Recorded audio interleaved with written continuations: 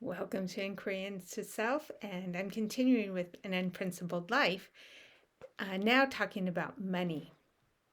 So, we usually get raised with a lot of ideas about money, and we may change them, but we still end up having a relationship with money that is based in concepts rather than just a spontaneous, real, alive calling in each moment. But more and more, as those concepts go away, this alive calling ends up governing how we work with money. So, for an example, um, I had read an article. It had something to do with health, or I don't remember exactly. And at the end of the article, I had this strong impression we should buy an RV. Very strong, very clear impression. Now, the article is not about RVs, but we went online, and lo and behold, in our 7,000 person town, it would usually take 3 to 6 months to find something you're looking for sale by somebody else. There was one exactly right for us. So we proceeded to buy that. And then within a month, my job situation changed, and I was going to be working 5 hours away. And the RV was a perfect place to live whenever we went to my job site. So the RV was very useful. And then that continued for, I don't know how long, it was a year and a half or something. And then it became very clear that we no longer needed the RV.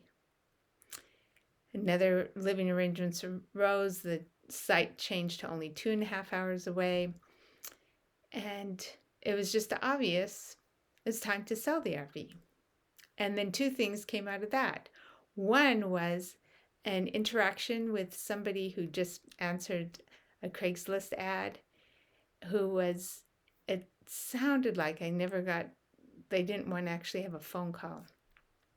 It sounded like she was becoming homeless with her 2 kids. And I was seeing if there was some way that we could help her. But she would only text. She would not have any kind of actual phone communication. So that didn't end up going anywhere. But it gave me a glimpse into somebody else's existence, a very interesting glimpse, as I received several texts from her. I think it was a her. She didn't even give me her name.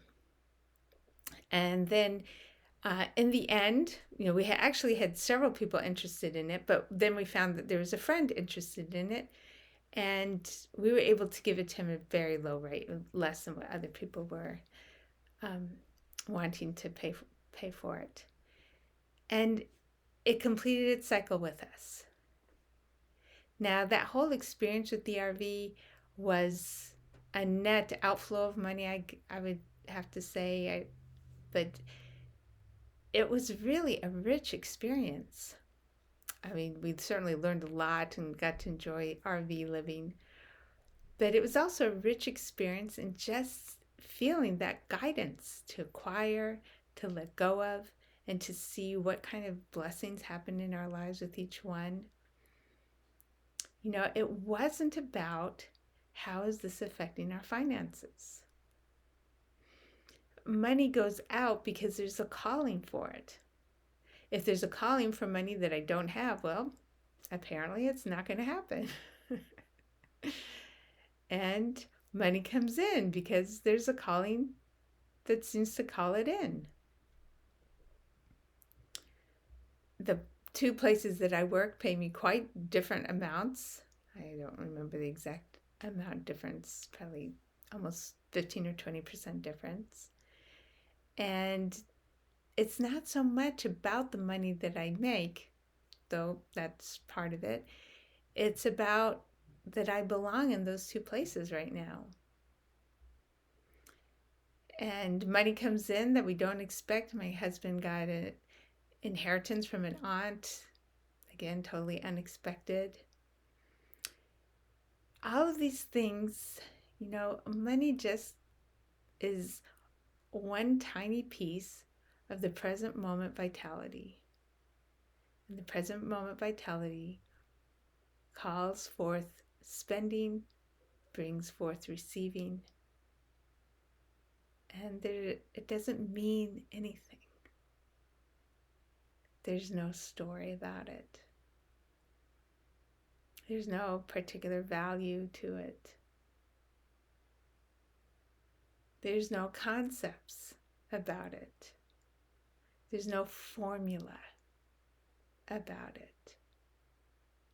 I can go into my head and analyze, okay, should we pay off our house faster or not? Or should we invest here or there? And in the end, those concepts don't end up bringing forth anything unless there's a vitality in the present moment that ushers in a decision, that ushers in an action. Money isn't connected to those mental constructs. Those mental constructs are just flimsy dust. It's great to get some information, let it come into the system, but the actual movement is from a much deeper place, very real, very here, very alive place that has no attachment, no entanglement, no requirement, nothing to prove. Money is like breath, There's breath in this body until there isn't. And there's money available until there isn't. And it doesn't mean anything. It's only this vitality that moves. It's only this vitality that knows that has the living breath of in and out of energy of any sort. And so money is simply something where there's total freedom. Freedom to have and freedom to not have. Freedom to spend and freedom to not spend.